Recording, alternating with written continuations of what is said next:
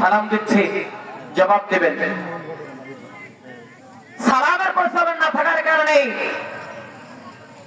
আজকে আমাদের সম্মান নেই, কথা বলেন ঠিক না বেঠে? আমার রাসূল বেশি বেশি করে বাজার যাইতে নেই সালামে যাওয়ার জন্য, কথা বলেন ঠিক না বেঠে? আল্লাহ রাসূলকে জিজ্ঞেস করা হয়েছিল, হে রাসূলুল্লাহ, পৃথিবীর জমিনে সবচাইতে সর্বোৎকৃষ্ট জায়গা হলো মসজিদ, আর সবচেয়ে খারাপ নিকৃষ্ট জায়গা হলো বাজার। ইয়া রাসূলুল্লাহ, আপনি বলেছেন যে বাজার খুব খারাপ জায়গা, কিন্তু আপনি বাজারে বেশি যান কেন? প্রশ্ন আছে না নাই? রাসূল বলেছেন যে বাজার সবচেয়ে খারাপ, বাজারে সব শ্রেণীর মানুষ বসবাস করে, ঠিক না বেঠিক? আর মসজিদে এক শ্রেণীর মানুষ যায়, তারা কার দলের লোক, ঠিক না বেঠিক?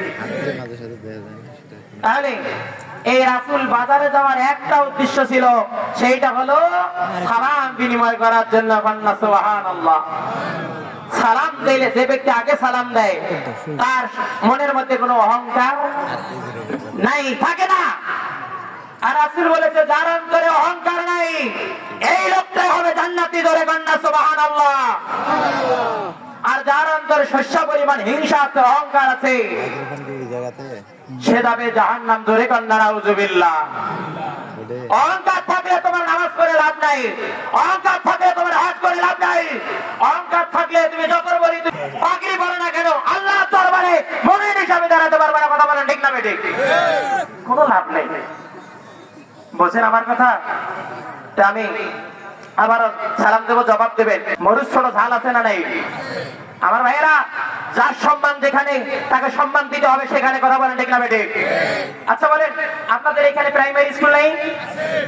এই হারুন্না প্রাইমারি স্কুল, এই স্কুলের মধ্যে মনে করেন 8, 10, 15 বছরই সন্তানগুলো আছে। মনে করেন এই মাদ্রাসার কথা বললাম আপনাদের, এই কি বাজার ক্ষেত্রাই, বারান্দা দিয়ে সুন্দর একজন যুবক ছেলে হাঁটতেছে, আরেকজন লোকের চোখে পড়ছে, ডাক দিয়ে বলছে, মাস্টার সাহেব, এই যে ছেলেটা রাস্তা দিয়ে হাঁটতেছে, এই ছেলেটা কে? বলছে এ আমার ছাত্র।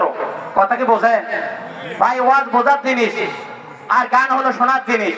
তাফসীর শুনলে হবে না, বুঝতে হবে, তবে সমাজ পরিবর্তন হবে, কথা বলেন ঠিক না বেঠিক? এখন ওই সন্তানটি স্কুল ছুটি দেওয়ার পরে বাড়ি গেছে। এখন এই যে সন্তানটুকু স্কুলে বলছে সন্তানটাকে, স্যারে বলছে এ আমার ছাত্র।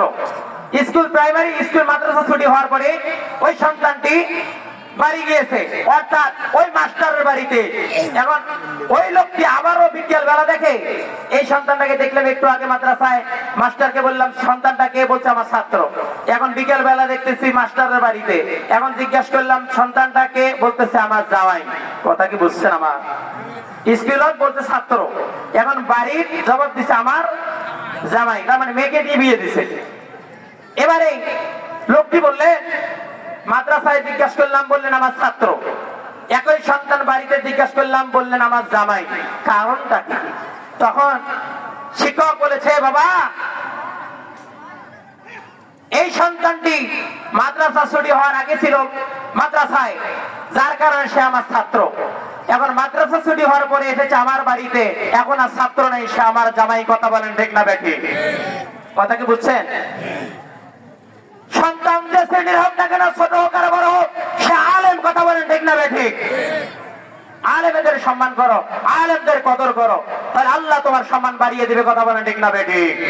আমার ভাইয়েরা, আর লম্বা নয়, আমি সালাম দিচ্ছি, জবাব দিবেন। আমি ভূমিকা ছাড়াই আলোচনার ভিতরে ঢুকবো ইনশাআল্লাহ।